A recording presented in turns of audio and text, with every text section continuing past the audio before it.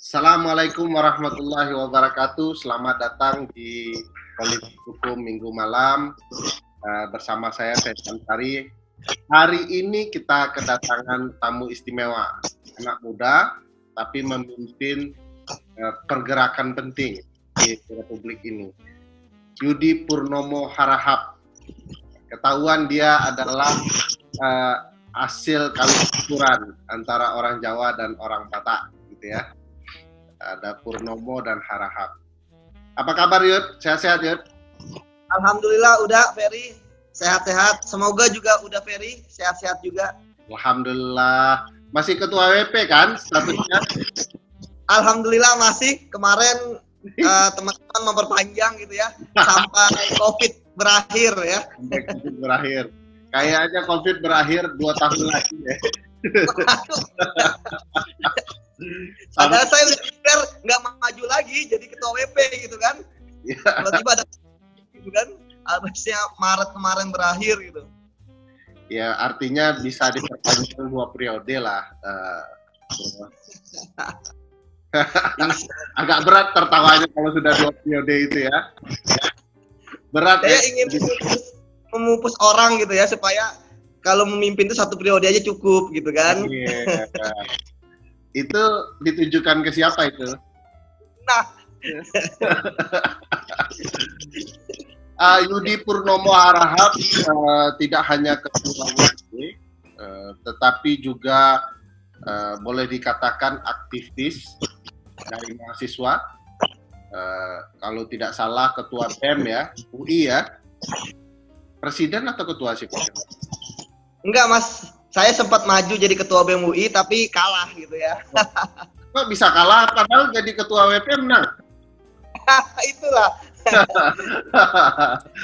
Tapi sebenarnya kalau saya jadi ketua BEM UI, saya nggak akan masuk KPK gitu kan. Karena ketika udah nggak jadi ketua BEM UI kan, ya maka saya memutuskan untuk lulus gitu ya. Karena kalau jadi ketua BEM UI kan itu minimal 1 tahun lagi lulusnya gitu. Akhirnya saya lulus, kebetulan juga ada penerimaan KPK gitu kan.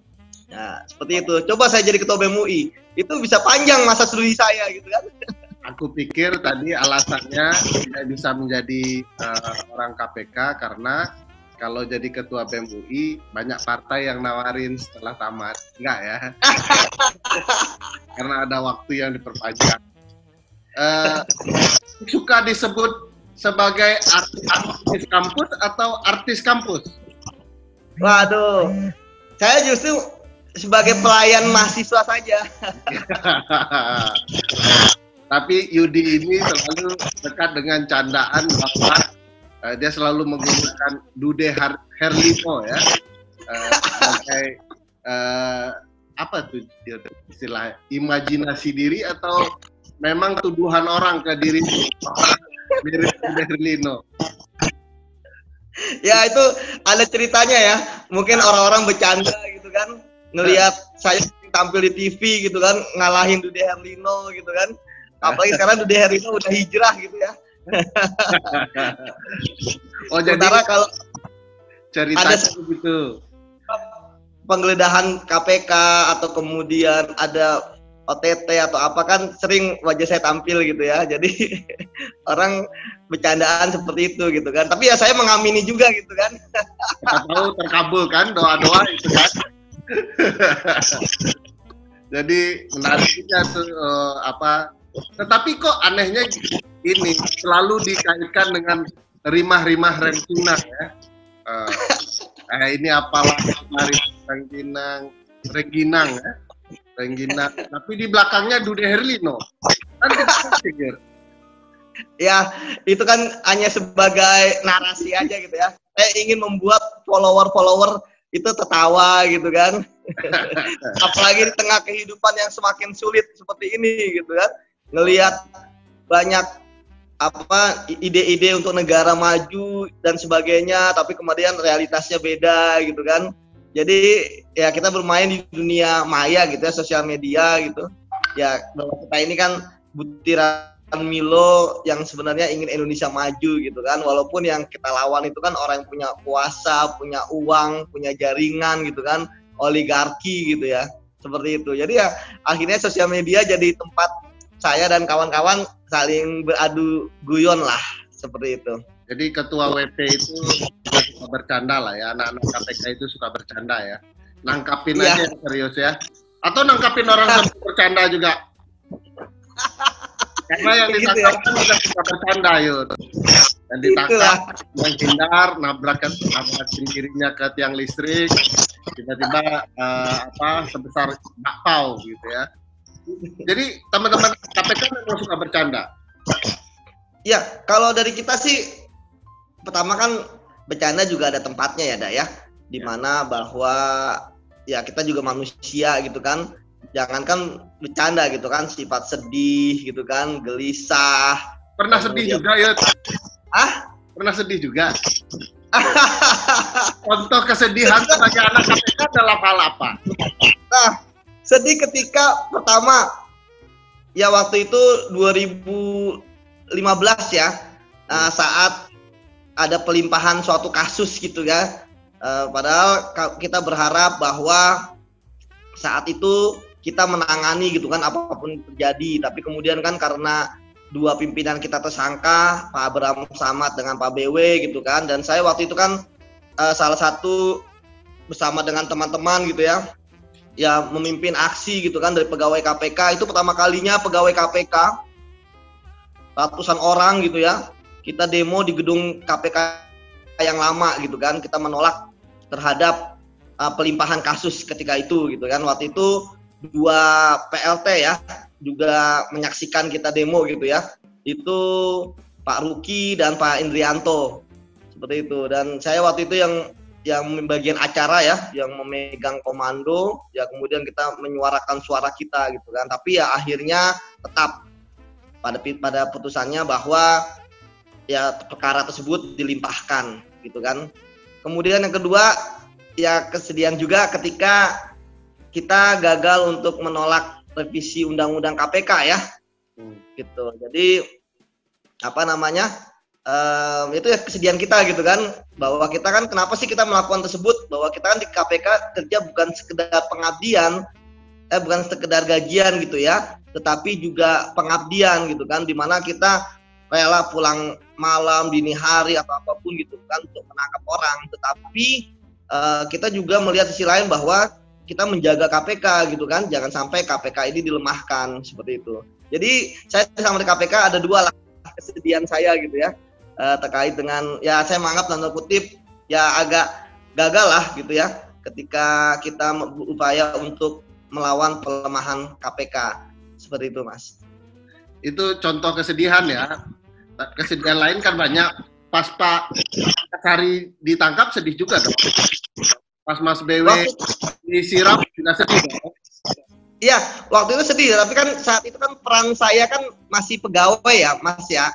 Maksudnya sedih, tapi saya kan waktu itu hanya pegawai yang belum punya power gitu ya. Artinya kan ketika saya 2015 dan 2019 kemarin kan saya posisinya kan yang 2015 itu sebagai yang memegang kendali terhadap aksi demo pegawai KPK, kemudian yang 2019 kan saya ketua wadah pegawai gitu kan. Tentu saja kan kesedihannya berbeda gitu kan, karena tanggung jawab itu di pundak saya gitu kan. Ya, kalau dari masalah berarti dalang-dalang demo dirimu ya? Enggak lah, kita bersama-sama dengan seluruh teman-teman gitu kan. Itulah yang membuat salah satu kunci kenapa KPK kuat gitu kan, solidaritasnya gitu kan. Bang Novel, Huda Febridiansah, dan kawan-kawan lain yang tidak bisa saya sebutkan namanya gitu ya. Bagaimana kita kuat gitu kan, karena kita punya salah satu kebahagiaan yang kuat, salah satu jaringan yang kuat seperti itu. Jadi solidaritas juga gitu kan. Dan ini kan sudah terpupuk dari pertama kali kita masuk di KPK. Saya sendiri masuk di KPK kan 2007 udah. Jadi ya udah 13 tahun gitu ya. Seperti itu. Memang dinamikanya pun akhirnya saya mengalami semua dinamika dari 2007 itu saya kena di dinamika pas Pak Antasari ketangkep ya. 2008 kemudian Cicak Buaya Jilid 1 2009, kemudian upaya penangkapan Bang Novel 2012, kemudian tersangkanya dua pimpinan KPK gitu kan, Pak PW, Pak AS, Bang Novel juga sempat dibawa ke Bengkulu, dan yang kemarin gitu kan. Jadi saya udah mengalami banyak dinamika selama di KPK, ya tentu saja bahwa di situ saya sadar bahwa ternyata di KPK itu kita bukan sekedar mengejar gaji gitu kan, bukan sekedar bekerja seperti itu, tapi kita ada sense of belonging, sense of crisis bahwa negara kita ini tidak sedang baik-baik saja gitu kan.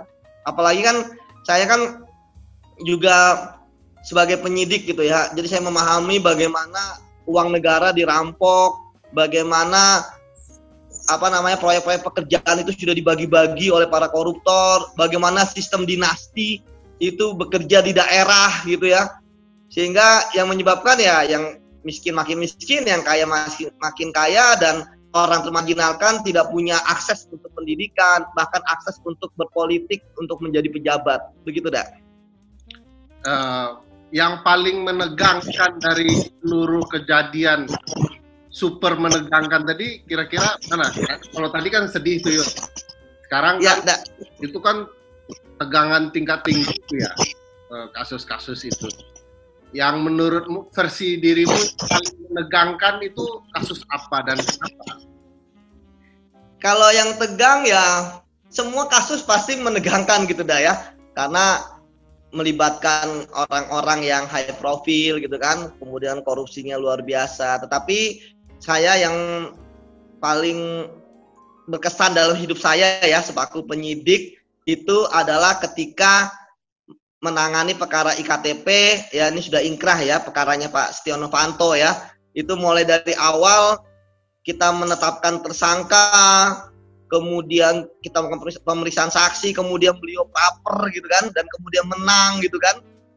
Kemudian juga ketika tetapin tersangka lagi, kita sempat berusaha untuk mencarinya ke rumahnya ya. Kita geledah, itu kan lihat tuh TV live gitu ya, dari malam hingga dini hari gitu. Kemudian ternyata orangnya tidak ada, kemudian besoknya kita temukan bahwa beliau sakit gitu kan. Ya, kemudian kita sakit, kita datanglah ke rumah sakit tersebut gitu kan. Kemudian heboh bahwa ada bakpaunya gitu kan. Seperti itu dah. Ya, waktu ketemu benjolnya sebesar apa itu? Tentu saya tidak bisa menyampaikan ya, karena itu kapasitasnya dokter. Tapi kan setidaknya kita akhirnya bekerjasama dengan ID gitu ya. Ya, jadi akhirnya banyak sekali orang-orang baik negeri ini ya. ID kemudian melakukan pemeriksaan dan kita akhirnya bisa membawa beliau ke RSCM untuk kemudian kita tahan seperti itu. Ya, jadi itu salah satu yang menegangkan ya. Jadi itu benar-benar hari ke hari, detik ke detik bagi saya gitu kan. Sampai saya ingat bahwa ketika sedang hari Minggu sedang bersama keluarga ke Taman Safari gitu ya. Karena dokter mengatakan sudah bisa dibawa ke KPK gitu ya dari SCM, ya maka saya langsung ngebut dari Taman Safari menuju rumah gitu ya, terus kemudian ke kantor gitu kan. Itu salah satunya. Tapi ya keluarga alhamdulillah sudah memahami gitu ya. Oh, seperti itu gitu. Setidaknya sih waktu itu lumayan juga sih bisa melihat beberapa satwa lah. Itu Yud, bahkan daripada kasus ada orang yang mau menyerang KPK sekalipun, jauh lebih menegangkan kasus Setia Novanto ya. Pasananya. Ya kalau sebagai penyidik ya, tetapi kalau sebagai ketua WP ya, yang menegangkan itu ya ketika reformasi di korupsi ya. Ketika reformasi di korupsi ya. Iya, ketika WP menolak pimpinan calon pimpinan yang bermasalah, ketika WP menolak revisi undang-undang KPK gitu kan. Itu kan tentu bisa dilihat bagaimana perjuangan kita ya sampai malam-malam gitu kan. Kemudian juga ternyata kita diserang melalui cyber media gitu kan, dibilang Taliban gitu kan, dibilang intoleran dan sebagainya.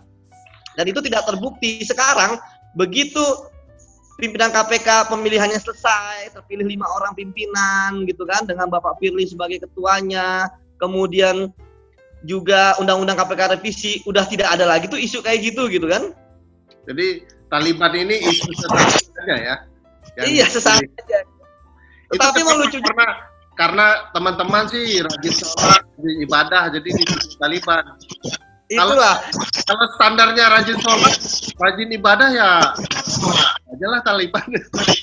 Itulah ada. Sampai inget dah apa namanya ada poster gitu kan, saya dipakai M16 gitu. Padahal nggak ada Taliban yang di KPK, yang ada Talibanen ya. Itu Taliban. Tahu nggak ya? Dirimu tahu Benen nggak? Nggak ada. Itu ban dalam itu. Oh iya Taliban. Benen itu. Iya betul Taliban. Karena ada ban dijadikan tali, dalamnya yang dijadikan tali ya. Itulah. Tapi waktu itu termasuk keluarga khawatir nggak ya? Waktu ketegangan itu memuncak, dirimu ada di garis depan gitu ya. Ada kekhawatiran nggak? Apa sih biasanya yang disampaikan keluarga? Atau keluarga dan istri udah bosan ya, sudahlah kalau sahid aja lah sekalian gitu. Apa biasa yang diomongin keluarga supaya berhati-hati kah? Ya tentu saja keluarga sudah paham ya, apalagi ketika saya tahun 2013 memutuskan untuk menjadi penyidik, mereka sudah memahami lah yang pertama. Tetapi mereka tuh paham bahwa tentu saja ada resikonya. Cuman ketika 2019 memang tapi kan resiko saya kan sebagai penyidik kan masih bisa diambil oleh kasatgas saya gitu kan. Artinya saya oleh direktur penyidikan, oleh deputi penindakan atau oleh pimpinan gitu kan. Karena kan saya penyidik muda gitu ya. Tetapi ketika menjadi ketua wadah pegawai KPK gitu kan, dia jadi orang yang paling depan gitu kan. Nah, itulah keluarga tuh lebih kotak-katik seperti itu, karena kan memang waktu itu kan masif sekali ya oleh buzzer, oleh cyber gitu kan, foto saya disebar-sebar kemana-mana gitu kan, bahkan sampai ke WA istri saya gitu. Tentu saja kan khawatir. Sampai ke WA istri? Ya kan itu nyebar kemana-mana, jadi istri pun juga dapat gitu ya, seperti itu. Tapi ya karena istri nggak percaya gitu kan, apa ini gitu kan. Ya alhamdulillah sih beliau mampu memahami ya walaupun kadang-kadang ya ikut juga, apalagi puncak-puncaknya itu ketika kita ini ya, takutnya ketika demonstrasi besar-besaran seluruh Indonesia itu kan, dilihat ada penangkapan terhadap Ananda Badudu gitu kan, kemudian sama Mas siapa satu lagi itu kan, Raffio. Bukan Dandi, Mas Dandi juga ya, kan bersamaan tuh ya, dua itu gitu kan, udah pada ngeri aja, apakah saya dijemput juga atau tidak gitu kan. Karena bagian dari dalam gerakan penolakan itu ya. Ya, apalagi kan udah Febri sama Mbak Asvin kan juga sempat dilaporkan juga ketika itu. Ya, jadi ya memang tentu saja kan ada kekhawatiran juga keluarga, tapi kan saya sampaikan bahwa ya kita berdiri di jalan yang lurus gitu kan. Dan sekarang kan akhirnya mereka memahami ya, walaupun perjuangan kita dalam kontekstual gagal gitu ya, tetapi kan setidaknya ya kita alhamdulillah selamat sampai sekarang gitu ya. Ya karena memang pertama kita tidak menyebarkan hoax ya kan. Kemudian yang kedua ya kita tidak menghina orang gitu kan. Kemudian yang ketiga ya tidak ada hasutan-hasutan yang kita yang kita berikan gitu kan, bahwa kita berbicara sesuai dengan fakta. Seperti itu, Dak. Jadi ketua WP KPK itu pekerjaan keduanya adalah dilaporkan ya, sama dengan Febri dan Asfinawati ya. Hobi buat dilaporkan orang ya. Itu jadi beban yang harus ditanggung oleh ketua wadah pegawai ya, ketua WP KPK. Nah, cuman kan begini, menyatukan wadah pegawai kan tadi Mas Didi bilang kunci dari wadah pegawai adalah kekompakan. Menyatukan kekompakan itu di KPK mudah, setengah mudah, sulit karena kan semuanya ada di KPK ya, dan semua kan punya cara pandang tidak hanya yang soleh taat ya, yang rajin ke masjid, rajin ke gereja, rajin ke kafe juga ada kan, rajin main basket ada, semua punya perspektif sendiri. Ya. Nah, bagaimana ketua WP berperan menyatukan orang-orang yang berbeda ini? Apalagi dirimu kan termasuk anak muda ya di KPK. Waktu jadi ketua WP umur berapa, Yud? Ya, saya menjadi ketua wadah pegawai KPK itu di tahun 2018. Artinya umur saya belum mencapai 35 ada. Itu kan di bulan belum mencapai 35. Kemudian ya itu saya kadang-kadang saya pernah berpikir seperti itu bahwa kok di usia saya yang seperti ini saya melihat bahwa Bung Karno, Bung Hatta itu di usia lebih muda dari saya udah bebannya tuh Indonesia gitu dah. Gitu. Jadi ya kemudian saya berpikir bahwa ya memang ini sekarang masanya saya gitu kan untuk menanggung beban ini. Sebelumnya kan Bang Novel sebagai ketua wadah pegawai KPK. Apalagi itu dia benar bahwa ketika menggantikan Bang Novel kan orang juga ngeri juga ini gitu kan. Ini Yudi Purnomo menggantikan Bang Novel gitu kan sebagai ketua wadah pegawai KPK gitu. Padahal siapa sih Yudi Purnomo gitu kan? Dari sisi pegawaian aja ya dia saya masih dianggap muda lah ya, masih junior gitu kan, maupun sudah lama gitu kan. Kemudian ya nggak ada di dunia ini nggak kenal sama saya gitu kan. Ada dong, Dude Herlino dan Rima Regina. Benar kata Anda. Menarik. Mungkin KPK adalah lembaga satu-satunya yang dari berbagai macam unsur gitu kan. Pertama dari pegawai KPK-nya sendiri. Yeah. Pegawai KPK sendiri itu ada dua, pegawai tetap dan pegawai tidak tetap. Kemudian ada pegawai negeri yang dipekerjakan. Ini ada dari kepolisian, ini ada dari kejaksaan, ini kemudian juga ada dari PNS gitu kan. PNS pun macam-macam, ada BPK, BPKP, Kementerian Keuangan, imigrasi gitu kan, dari Kemendagri, Kementerian Keuangan gitu kan. Nah, memang bagaimana menyatukannya? Yang jelas pertama pegawai KPK itu sebenarnya sudah sibuk dengan pekerjaan mereka sendiri gitu kan. Kita punya KPI, punya KKO yang harus kita kejar, yang selalu dinilai gitu kan. Kemudian yang kedua, ya akhirnya kita bermain dalam tanda kutip kegiatan-kegiatan yang istilahnya mungkin hiburan gitu ya, agak receh tetapi itu penting gitu dah. Misalnya olahraga ya, kita punya WP Cup setiap tahun. Kemudian tiap 17 Agustus kita ada perlombaan, kemudian juga ada parade budaya, kemudian juga ada KPK Idol gitu kan, pemilihan KPK Idol di sisi seni budaya dan musik dah. Mungkin udah pernah lihat gitu kan. Ya, ada yang jago nyanyi, jago puisi, stand up dan sebagainya. Ya memang itu salah satu cara ya, walaupun ya memang akhirnya memang ada beberapa hal yang berbeda ya, misalnya sempat ada juga dulu kan poster-poster ya, apa namanya terkait ketidaksetujuan dengan wadah pegawai, kemudian surat terbuka. Tapi bagi saya ya itu adalah sebuah respon konsekuensi ya terhadap kemajemukan yang ada di KPK. Tetapi ya setidaknya ya kita berhasil mengatasi permasalahan tersebut. Ya buktinya sekarang di KPK itu kan ya permasalahan kan hanya sampai kepada diskusi, kritik gitu kan. Belum ada yang sampai pukul-pukulan di KPK. Alhamdulillah dari KPK berdiri sampai sekarang pegawainya ya walaupun ada beda pendapat nggak ada yang pernah sampai pukul-pukulan gitu dah. Iya. Kali tahun ini kenapa? Mungkin tahun ini kali ya. Waduh, udah jangan berdoa gitu dong. Insya Allah pegawai KPK kita solid lah seperti itu kan. Amin. Yuk, kita kuis dulu. Kita kuis dulu sebelum lanjut ya. Jadi di kuis ini jangan tegang gitu dong Yud, biasa aja. Jangan tegang gitu dong, biasa aja. Bukan tegang, dah serius gitu kan. Biasanya aku yang bikin pertanyaan gitu kan. Apakah Anda dalam keadaan sehat? Mengapa Anda melakukan saudara dosen? Sekarang malah itu perlu ditanya tuh Yud. Apakah Anda dalam keadaan sehat, tidak tertekan, supaya tidak hanya penyidik yang melakukan itu ke orang lain kan?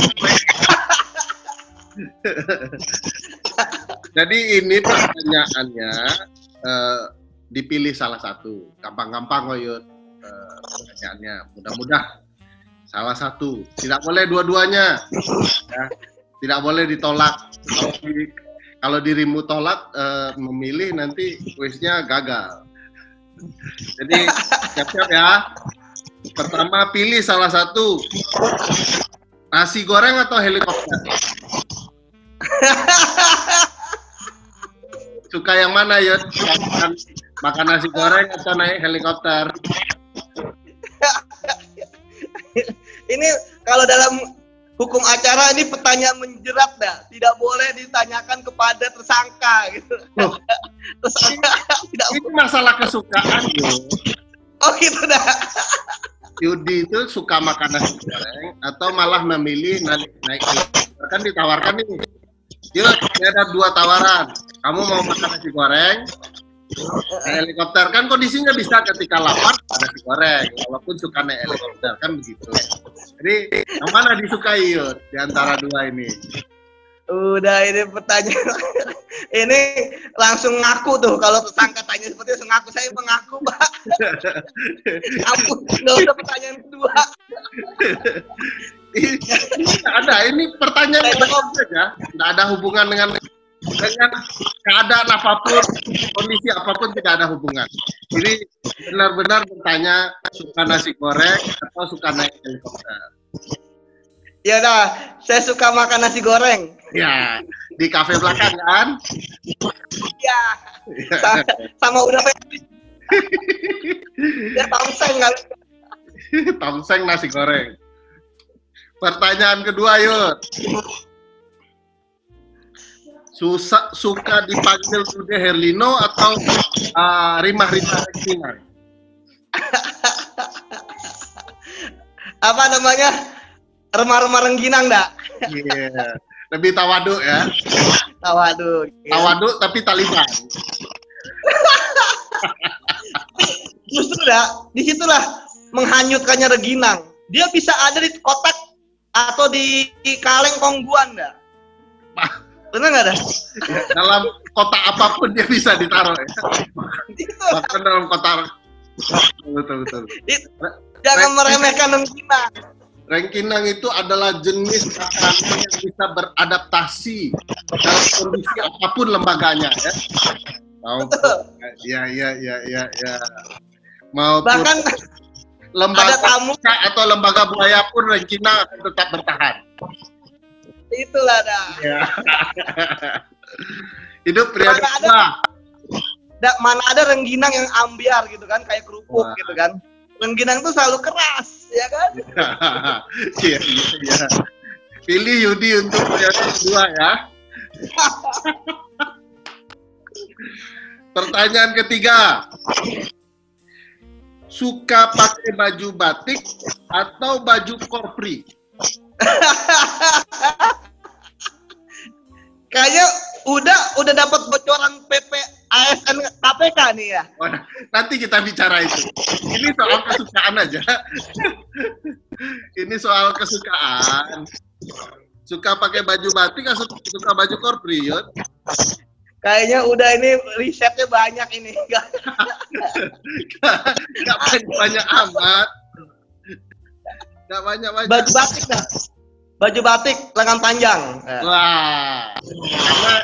Karena apa namanya di KPK sekarang sudah ada aturan untuk tertib ya berpakaian harian. Tidak boleh berambut gondrong seperti Bang Nanang dan saya ini kayaknya tidak pas. Yang paling ideal ketua WP itu. Padahal ketua WP itu seperti ini karena tidak modal aja, karena syukurnya mudah. Jadi udah ketahuan pakai tali.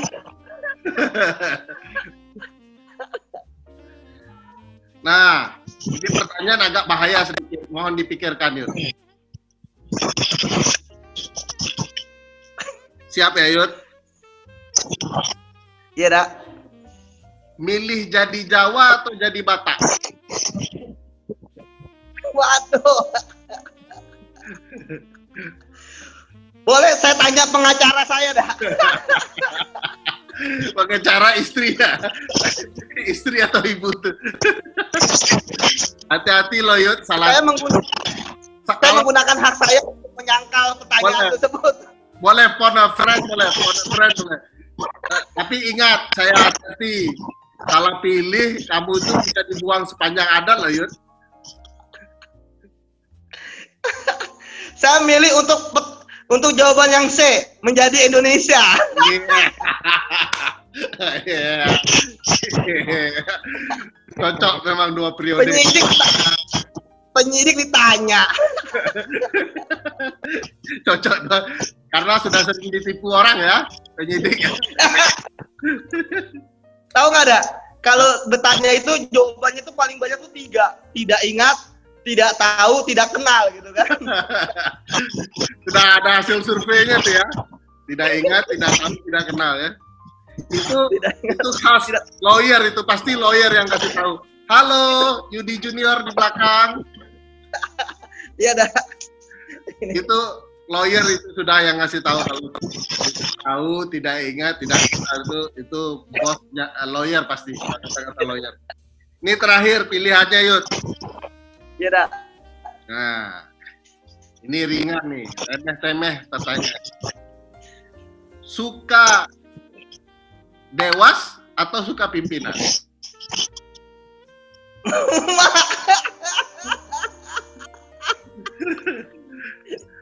Dah boleh les nggak dah? Enggak, yuk. Ini kan Pak jawabannya bisa prioritas. Prioritas pertama, kedua. Ya kan bisa suka kedua-duanya, tapi kan paling suka. Ya, mau tidak mau karena sejajar ya, harus suka dua-duanya gitu kan? Iya. Sebagai ketua WP saya harus satu pimpinan, kemudian ke Dewas juga gitu kan. Jadi tidak boleh mendua dah. Tidak boleh sebelah ke satu sisi. Yang mana yang lebih sering dikritik oleh ketua WP atau WP? Dewas atau pimpinan? Ya kalau Dewas kita kan belum membuat peraturannya di dalam ADART ya. Kalau kita sekarang lebih banyak ke pimpinan ya, untuk berkomunikasi dan sebagainya. Karena mau tidak mau, suka tidak suka kan kita harus membawai 1.500 pegawai gitu kan. Sekarang pun juga kita lagi mencoba untuk bagaimana cara, ini kan berubah nih. Dulu sebelumnya misalnya pembinaan disiplin pegawai itu kan ada di Dewan Pertimbangan Pegawai setelah diperiksa oleh pengawas internal. Sekarang kan di Dewas. Nah, kita nanti kalau misalnya ada pegawai KPK yang diadili di Dewas gitu ya, melakukan pemeriksaan, ya tentu saja kita akan mendampingi gitu ya, karena kan itu hak dari pegawai gitu kan. Apapun kesalahannya ya, baik itu kesalahan, yang jelas adalah kesalahan etik seperti itu sih, Dak. Dewas ini panjangan dari apa, Yon? Pendekan dari apa ya? Dewan Pengawas, Dak. Oh, saya pikir Dewa Pengawas, rupanya Dewan. Udah. Aduh. Udah itu kalau pakar tata negara kayak udah selesai masalah konstitusi Indonesia. Enggak, Yud, serius salah. Saya awalnya pikir itu pengertiannya, rupanya salah. Oke, Yud, kita lanjut ke diskusi. Iya. Jadi tadi kan sudah diskusi soal wadah pegawai. Kalau di dalam teori konstitusi, lembaga negara independen yang baik itu memang harus punya pegawai yang juga independen. Tidak hanya independen dalam bersikap, independen dalam gaji, artinya gaji itu betul-betul layak menjamin kredibilitas mereka. Mereka juga berperan dalam menentukan banyak hal. Nah, tiba-tiba di era Pak Joko Widodo hendak diterbitkan PP ya yang mengatur tentang status alih kepegawaian.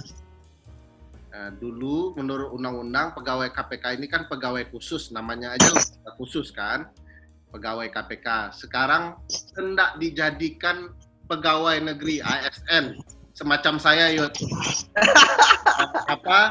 Pakai jas, kantongnya kosong. Keren pegawai KPK, tapi yang nggak ada apa-apanya, statusnya pegawai biasa yang kemudian jadi problematika tersendiri. Kira-kira bagaimana ya teman-teman WP menghadapi peralihan status ini? Apakah ini akan jadi problematika baru ya? Ya, jadi itu kan salah satu yang pernah kita lakukan penolakan ya, Dak ya, bahwa kenapa sih waktu dulu itu pegawai KPK itu bukan PNS gitu kan, bukan ASN, tetapi ada unsur dari sana gitu kan yang masuk ke KPK untuk bekerja gitu ya. Tetapi tetap kekuatan intinya adalah pegawai KPK supaya kita tetap independen gitu kan, Dak. Yang pertama. Kemudian kedua, biar nanti tidak ada penggolongan atau apapun. Jadi begitu tanya kita meriksa kepala dinas, misalnya eselon 2 atau deputi suatu kementerian eselon 1. Dia nanya, kamu golongan berapa, Dek? 3B. Kan langsung, atau 3C, kan langsung drop gitu kan. Gitu. Atau istilahnya ada jarak gitu kan karena ada penggolongan. Tapi kalau sekarang kita kan nggak peduli gitu kan dengan mereka mau deputi kayak mau apa, menteri kayak mau apa gitu kan. Karena kalau begini kan, kita kalau misalnya kita jadi ASN kan bisa juga kita berubah gitu kan, kita bisa dipindahkan kemana-mana. Kan jadi lucu ketika nanti kita menjadi bawahan orang yang kita periksa dah, gitu kan. Itu kan bisa jadi kemungkinan ada gitu kan. Gitu pertama. Kemudian yang kedua, ya kita ini kita belum paham nih masa transisi 2 tahun itu seperti apa dan bagaimana nanti gitu kan.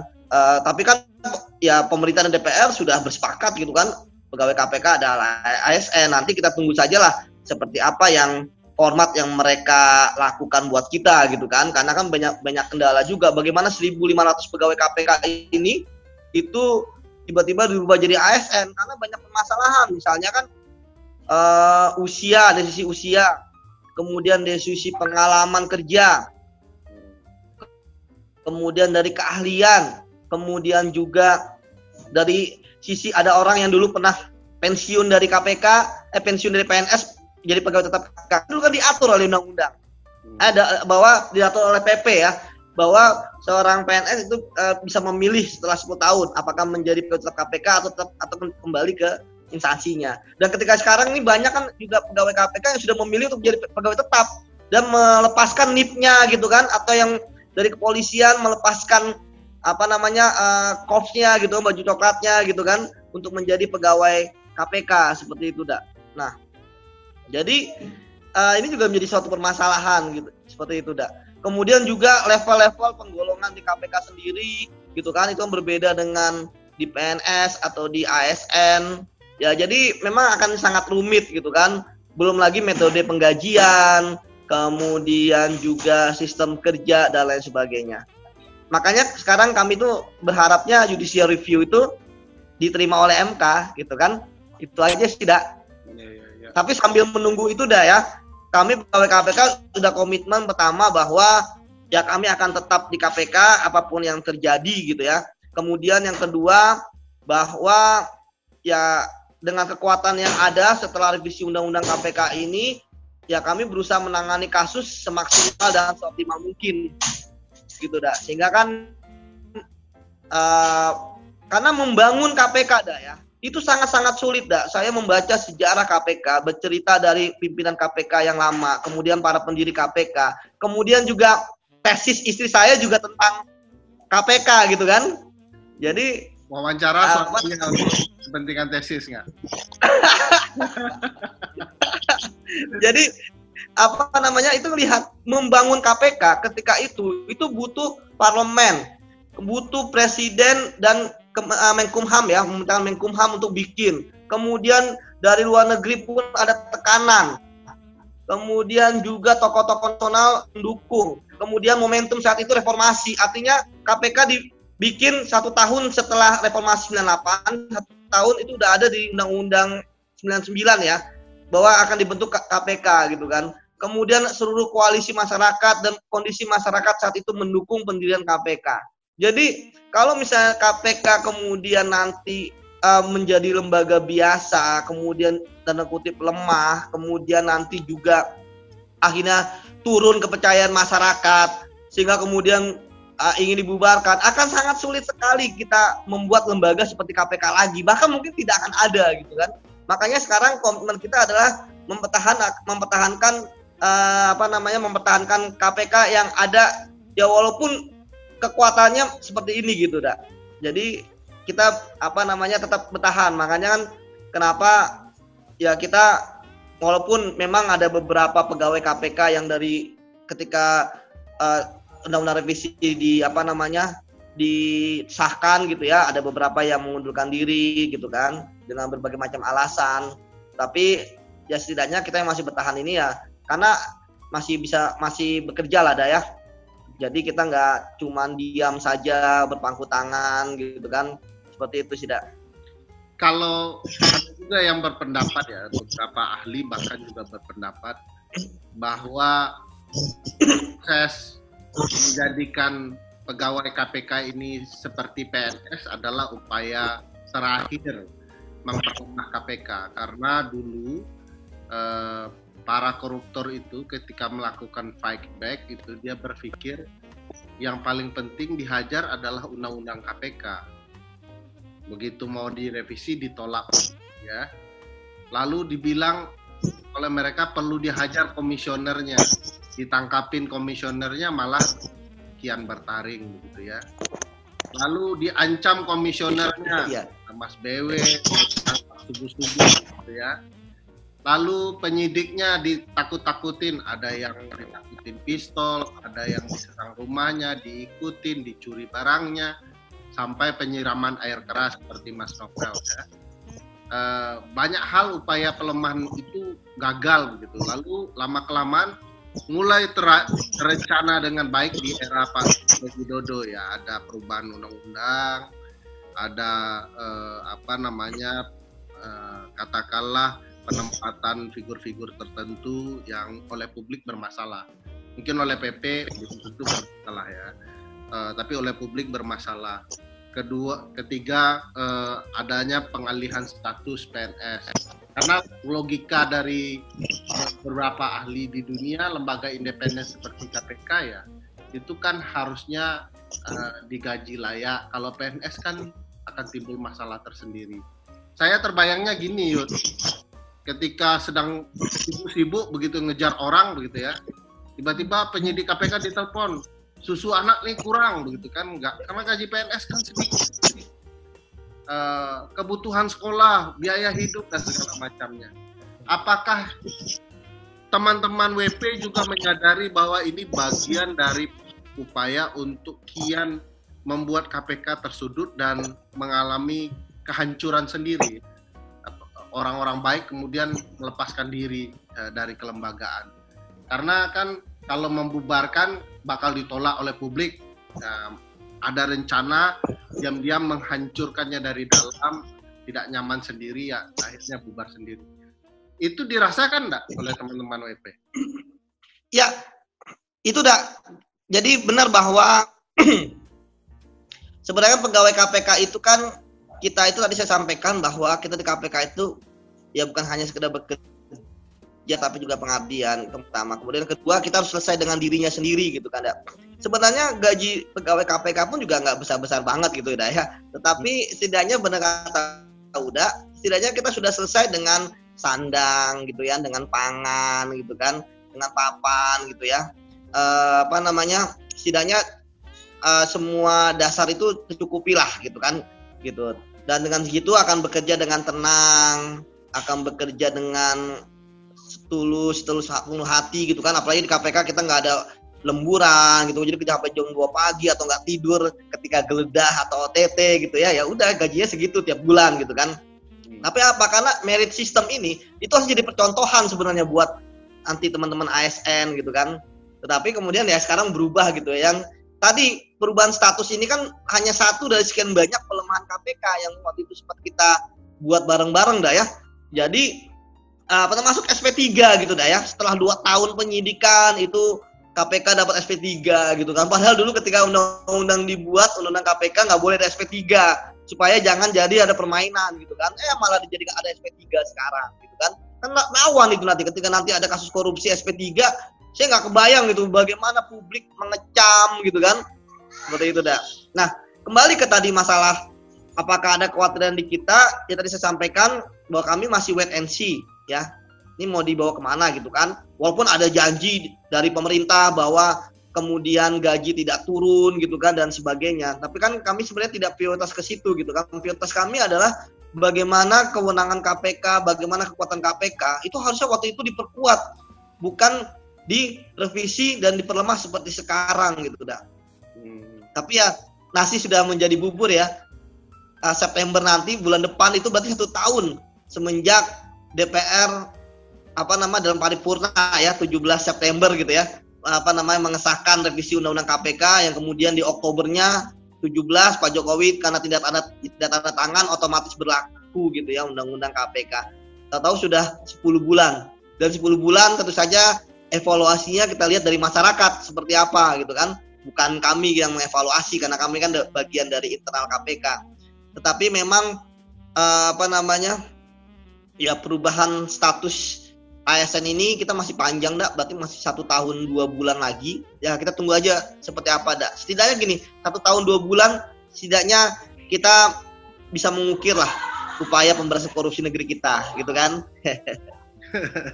Jadi KPK kan selama ini jadi favorit publik ya, sebagai lembaga yang paling dipercaya, dicintai oleh publik. Ya minimal alih status jadi PNS sudah akan punya baju batik yang disukai oleh publik luas, yaitu baju korupsi kan, baju batik paling banyak seantero Indonesia. Jadi ya masih disukai lah ya, walaupun cuman dari bentuk bajunya.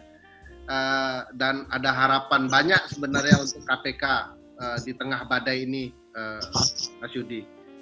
Saya ingin Mas Yudi kasih pesan-pesan lah, satu ke publik Indonesia atau ke pimpinan negara lah dulu ya, ke orang-orang yang punya kewenangan untuk memperbaiki negara ini.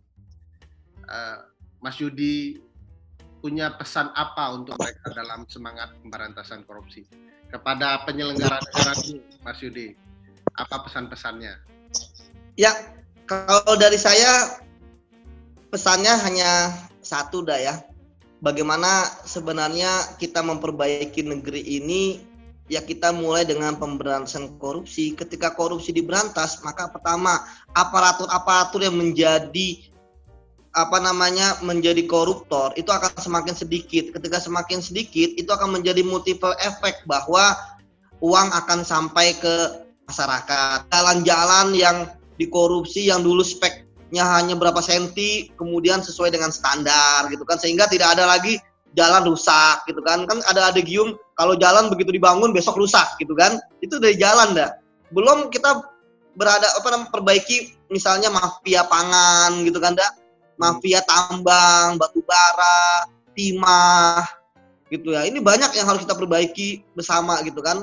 Walaupun memang orang-orang ini kan bersembunyi di balik kekuasaan, bersembunyi di balik uang. Tetapi kalau kita tidak memperbaiki, kita tidak menangkapi mereka, bagaimana nasib masa depan anak cucu kita? Mungkin mereka, apalagi mereka kan korupsi itu bukan karena need tetapi karena greed, rakus Saya tidak pernah menemukan ada koruptor yang korupsi, Pak, saya korupsi karena anak saya tidak bisa makan gitu kan, karena istri saya nggak punya uang belanja gitu kan, kemudian anak saya tidak bisa bersekolah. Tetapi mereka korupsi karena pertama untuk memperkaya diri mereka sendiri ya, bagaimana uang mereka di rekening berapa puluh miliar gitu kan. Kemudian yang kedua, mobil mewah mereka sangat-sangat banyak, tanah gitu ya.